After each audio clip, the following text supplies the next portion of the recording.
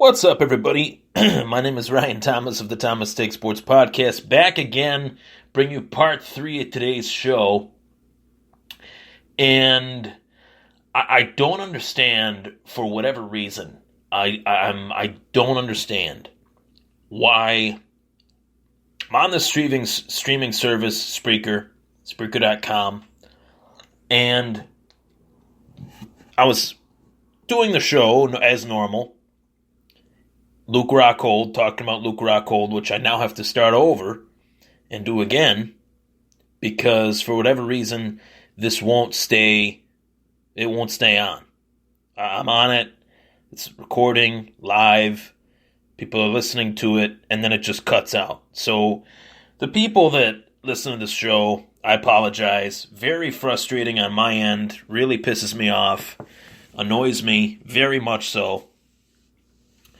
So now I got to start over, and, that's frustrating. I deleted the one that was cut off because it makes no sense to have that out there. So basically what I was talking about Luke Rockhold, he's talking about fighting Fabricio Werdum. And in case that you guys don't know, Luke Rockhold is a former UFC middleweight champion, lost his title in July of 2016 to Michael Bisping. Bisping then defended the title in October of 2016 versus Dan Henderson. And it's been almost a year since he's been outside the octagon. He's only fought once since he won the title almost a year ago. So it's going to be a little while because Bisping has a knee injury, and the original opponent that he was set to face was George St. Pierre. And basically, I want to talk about that situation. On the Thomas Take Sports Podcast Facebook page, Thomas Takes slash or Facebook.com/Thomas Takeover.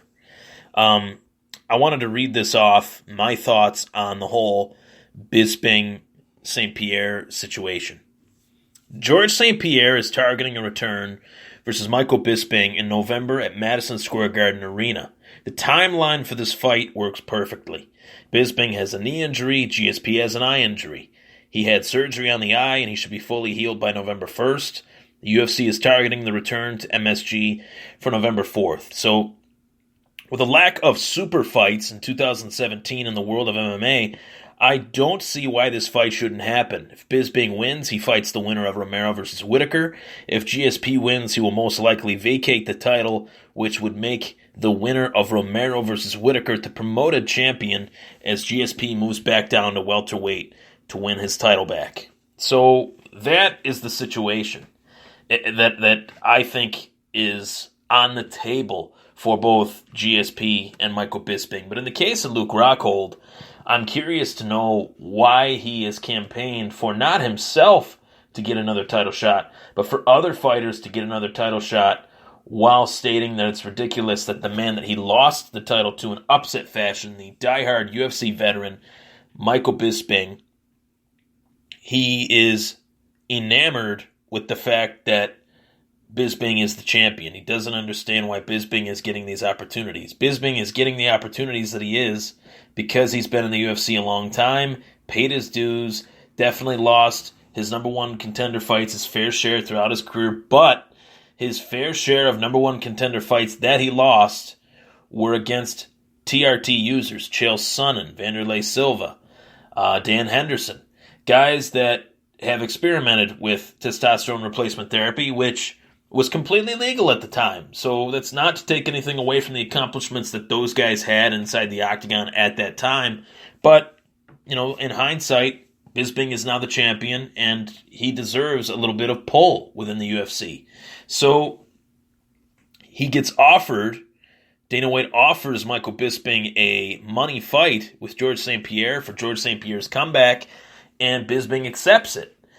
There's nothing wrong with Bisping accepting that fight because he has paid his dues, he's been in the UFC for a long time, and he gets the fact that he deserves a payday, as does the UFC. So I do not understand why Yoel Romero is being so adamantly defended as a guy that deserves the title shot when Yoel Romero in his own right is a TRT abuser, actually tested positive for performance-enhancing drugs, steroids, not testosterone, and did not get off the stool to take on Tim Kennedy during the fight, would not get off his stool, stalled the fight, made Tim Kennedy wait, and then when the judges read their scorecards, 3 rounds to none for Yoel Romero in some cases, which was crazy at the time, just crazy. I remember thinking, wow.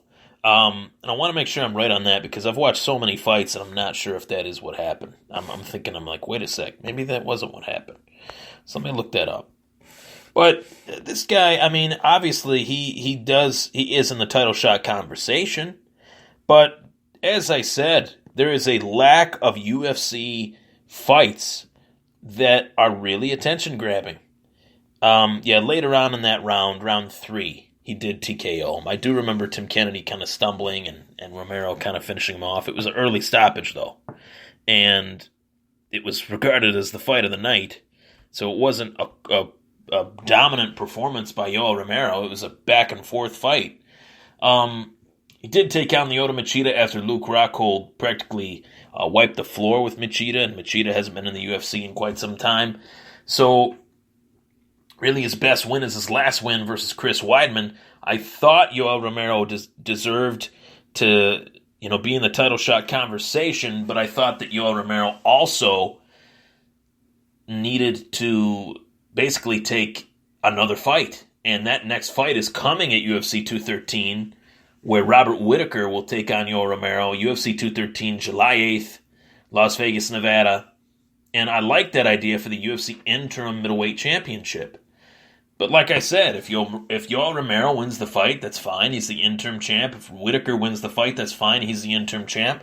But depending on what happens with Bisping and GSP, where both of these fighters have paid their dues in the UFC for a long time, there are circumstances that make sense. Conor McGregor got a UFC title shot at featherweight off of a win versus Dennis Seaver, who had lost 3 of his last 4 fights.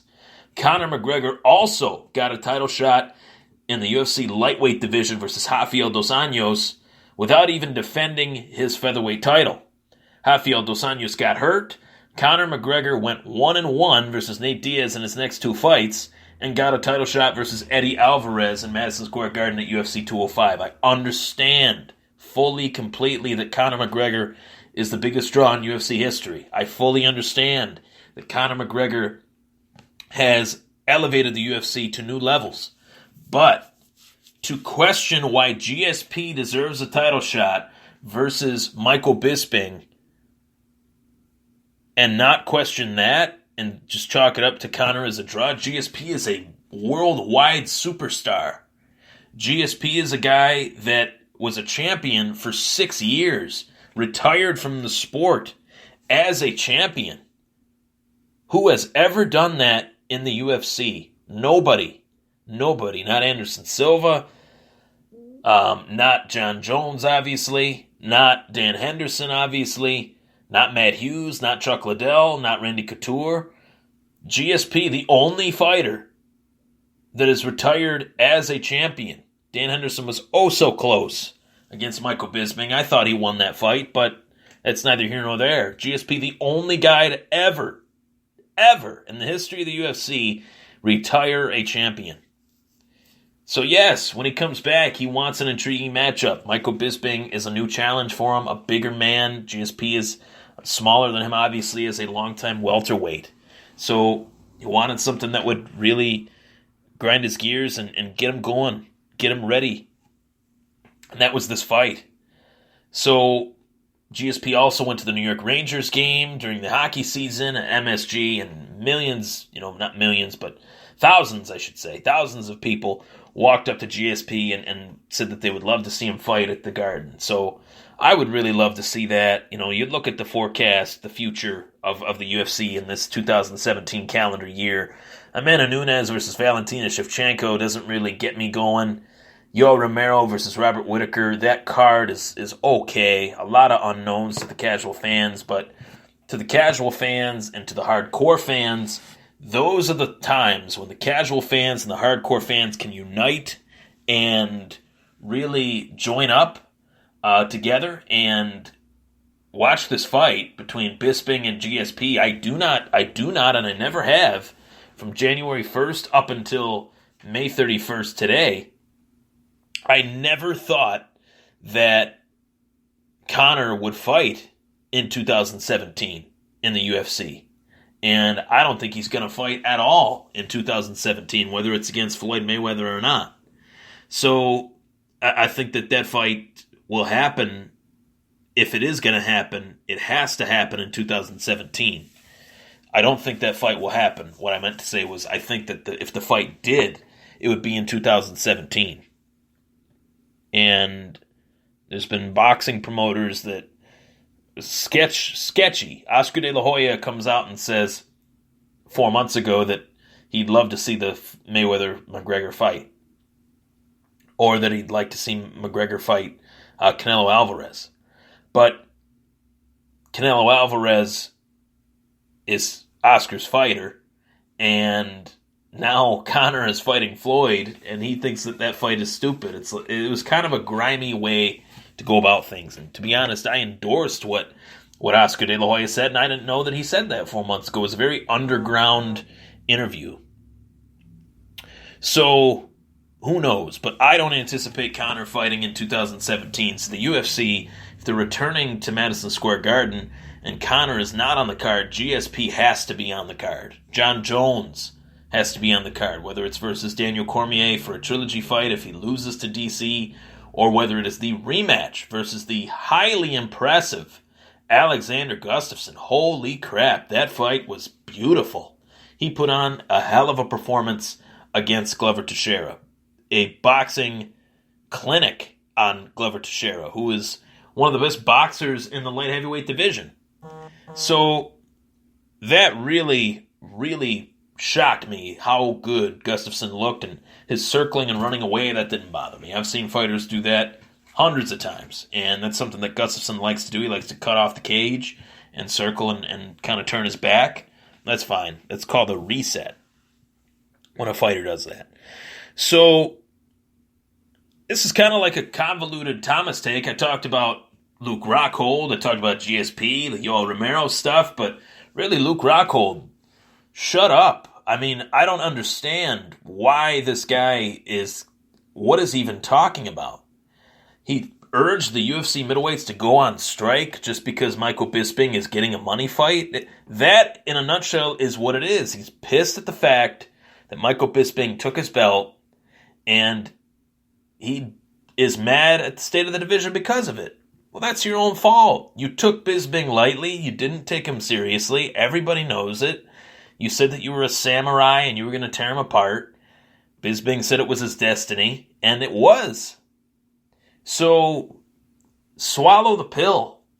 Swallow that pill. It's tough to swallow, but get back in there. Has he talked about any possibilities of a fight? Obviously, the Gegard Mousasi fight is floating around out there, but I don't know I don't know if that's gonna happen. We haven't heard a thing about Luke Rockhold outside of him pissing and moaning about Michael Bisping. It's like a bitter ex-girlfriend that you just wish they would shut up and just carry on. So that is my take on the Thomas Take Sports Podcast on all things UFC, currently, the landscape of MMA. And that's what I'm going to title this Thomas Take Sports Podcast, TTSP, the landscape of mixed martial arts. So, obviously, a big signing out of Bellator. Roy Nelson signs with the Bellator MMA brand. Good signing for Bellator. As marketable a guy as you can possibly get, a guy at one point that made more money in sponsorship dollars than he did for the fight itself. So he adds intrigue to that Bellator heavyweight division. You got Fedor Emelianenko. You got Matt Mitrione. Those two guys are duking it out at Bellator NYC in July 24th. Is it July? June 24th. Wow, that's coming up. Couple weeks. Bellator pay-per-view, $50. Wish it was 30, but I'll probably still pay for it. But definitely the landscape of MMA is growing fast. You got Rory McDonald in Bellator now. He's put on a clinic versus Paul Daly. So that is the landscape of MMA. And I'm Ryan Thomas, signing off from the Thomas Take Sports Podcast live in Buffalo, New York. Thank you for tuning in.